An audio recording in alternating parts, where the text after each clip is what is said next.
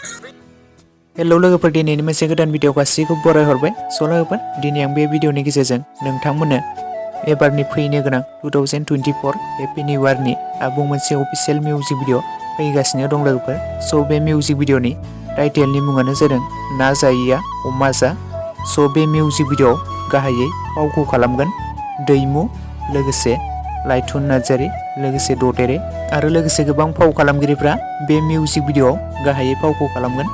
स' लोगोफोर, सोर सोर नोंथांमोना बे फैनो गोनां हेपि निउ इयार अफिशियेल आबुं मोनसे मिउजिक भिडिअखौ नायनो थाखाय एक्साइटेड, बयबो कमेन्टनि गेजेरजों लिरना फोरमायहरोब्लानो जाबाय। स' आंबो जोबोद नायनो थाखाय एक्साइटेड जानानै दंखायो, माब्ला नुनो मोनगोन बेखौसो साननानै दङ।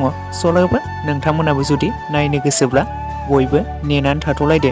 स' लोगोफोर, बे मिउजिक भिडिअखौ जेब्ला रिलिज खालामो अब्ला आं बेनि सायाव गोदानै मोनसे नोंथांमोननो आपडेटनि गेजेरजों फोरमायबावगोन। स' बेनि शुटआ दासिम सोलिगासिनो दङ। जेब्ला बे मिउजिक भिडिअखौ रिलिज खालामो बयबो नोंथांमोना थाबैनो नुनो मोनगोन। स' नोंथांमोना बेनिखायनो सोरबाफोर जुदि आंनि चेनेलाव गोदानै नायदोंब्ला साबस्क्राइब खालामनानै लाबानो जाबाय आरो खाथिनि बेल आइकनखौबो अल प्रेस खालामना लाबानो जाबाय, जाहाथे बे मिउजिक भिडिअखौ रिलिज खालामोब्लानो थाबैनो नोंथांमोना नुनो मोनग्रोनाय बायदि। स' लोगोफोर, लोगोसे आंनि दासिमनि भिडिअ आपडेटआ बेखिनियावनो। Thanks for watching. नेक्स्ट भिडिअआव थाबैनो लोगो मोनफिनगोन।